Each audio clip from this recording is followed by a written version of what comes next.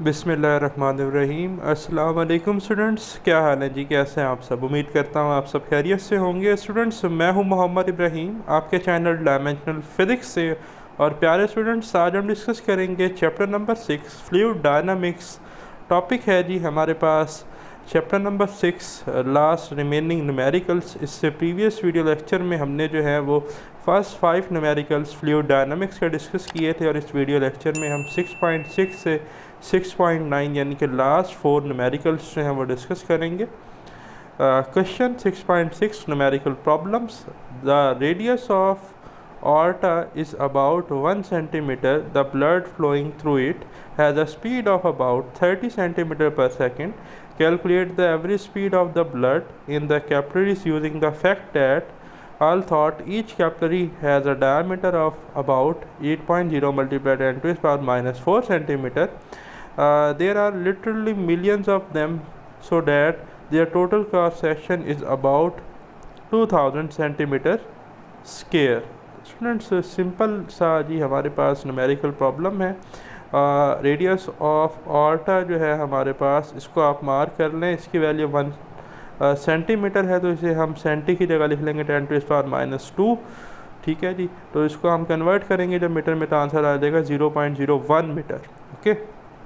Speed of blood through aorta जो है वो हमारे पास क्या है, वो है v1 30 सेंटीमीटर पर सेकेंड, या जिसे हम लिख लेंगे 0.30 मीटर पर सेकेंड जब हम इसे 100 से डिवाइड करेंगे। ठीक है। Area of cross section of aorta जो है हमारे पास वो है जी A1, और एरिया होता है पाई R1 स्क्वायर। तो यहाँ पर रेडियस जो है वो गिवन था, तो आ जाएगा 3.14 पाई की वैल्यू, और ये जो R की वैल्यू R1 की थी पुट करेंगे, स्क्वायर लेंगे, सिंप्लीफाई करेंगे तो इसकी वैल्यू आ जाएगी 3.14 multiply 10 to the power minus 4 metre square. Okay. Area of cross section of capillaries ये गिवन है जी A2 कितना है 2000 सेंटीमीटर स्क्वायर, या इसे हम लिख सकते हैं सेंटीमीटर स्क्वायर है। अब याद रखिएगा, कन्वेक्शन फॉर इंडिकेटिंग यूनिट्स में हमने पढ़ा था कि मीटर स्क्वायर है। अक्सर स्टूडेंट ये मिस्टेक करते हैं कि वो सेंटी की वैल्यू ले लेते हैं 10 टू द पावर माइनस 2, जबकि मीटर स्क्वायर है। तो यहाँ पर एरिया है तो दो लेंस इन्वॉल्व है, मीटर का स्क्वायर है, बेस यूनिट का स्क्वायर है, तो सेंटी का भी स्क्वायर आएगा। तो 10 टू द पावर माइनस 2 का जो स्क्वायर होगा हमारे पास वो बनेगा 10 टू द पावर माइनस 4। तो ये मिस्टेक आपने नहीं करनी। ठीक है। Speed of blood in capillaries is equal to v2। Okay. So simple है जी, वो use equation of continuity in this case a1 v1 is equal to a2 v2। So values को पुट कर देंगे। v2 जो है वो हमारे पास आ जाएगा 3.14 मल्टीप्लाई बाय 0.30 डिवाइडेड बाय 2000। ठीक है। और ये 10 to the power minus 4 cancel होंगे जब आप ये डिवाइड करेंगे इधर। ठीक है। तो आपके पास वैल्यू आ जाएगी 0.00047 मीटर पर सेकेंड, या आप इसे लिख सकते हैं 4.7 multiply 10 to the power minus 4 metre per second, या राउंड ऑफ कर लेंगे तो ये बन जाएगा 5 multiply by 10 to the power minus 4 metre per second. Okay. Next one है क्वेश्चन न्यूमेरिकल प्रॉब्लम 6.7, मार्क कर लें, very very important for long question. How large must a heating duct be if air moving speed given है जी 3.0 metre per second, along it can replenish the air in the room of 300 metre cube. तो volume जो है वो हमारे पास है 300 metre cube every 15 minute. So time है 15 मिनट, तो जब हम इसे कन्वर्ट करेंगे सेकंड में तो 15 को 60 से मल्टीप्लाई करेंगे तो आंसर आ जाएगा 900 second. Assume that air density remains constant. Air density क्या है जी? कांस्टेंट है। So we know that by using equation of continuity volume flow rate v over t is equal to av, और ये कांस्टेंट रहता है। तो av जो है एरिया हमारे पास होता है पाई आर स्क्वायर। ठीक है जी। For circular shape pi R square हम इधर पुट कर देंगे, v एज इट इज़ आ जाएगा, और कैपिटल v वॉल्यूम है, v ओवर t यानी कि वॉल्यूम ओवर टाइम आप इसे कह दें। ठीक है। तो पाई की वैल्यू पुट करेंगे 3.14, आर स्क्वायर हमने जो है वो कैलकुलेट करना है। ठीक है जी। तो ये आर ही रहने, इसकी वैल्यू जो है वो वेरिएबल है तो एज इट इज़ रहेगी। वेलोसिटी की वैल्यू हमें गिवन थी 3 मीटर पर सेकंड पुट कर दी, वॉल्यूम गिवन था 300 पुट कर दिया, टाइम 900 सेकंड पुट कर दिया। इसे सिंप्लीफाई करेंगे तो आर स्क्वायर की वैल्यू आ जाएगी 0.035 मीटर स्क्वायर। ठीक है। सो स्क्वायर रूट अप्लाई करेंगे तो आर आ जाएगा 0.188 मीटर, या आप इसे लिख सकते हैं 19 सेंटीमीटर। ओके, आप इसे जो है वो कन्वर्ट कर लेंगे सेंटीमीटर में। आप क्या करेंगे, सिंपली आप इसको जो है वो 1 10⁻⁻² से मल्टीप्लाई करेंगे, 1 से डिवाइड, तो जिससे आप इसे मल्टीप्लाई करेंगे वो सेंटी बन जाएगा, और जिससे आप डिवाइड करेंगे 10⁻⁻² वो ऊपर आकर बनेगा 10⁻+2। तो इसमें सिंपली आप इसे 100 से मल्टीप्लाई कर देंगे तो ये सेंटीमीटर में आंसर आ जाएगा। Next student question numerical problem 6.8। An airplane design calls for a lift due to net force on the moving air on the wing of about 1000 newton per metre square. Okay जी, अब यहाँ पर student of wing area pressure difference given है P1 minus P2 जो कि 1000 newton per metre square है। Assume that the air flow pass the wing of an aircraft with streamline flow. Okay, if the speed of flow past the lower wing surface is 160 metre per second.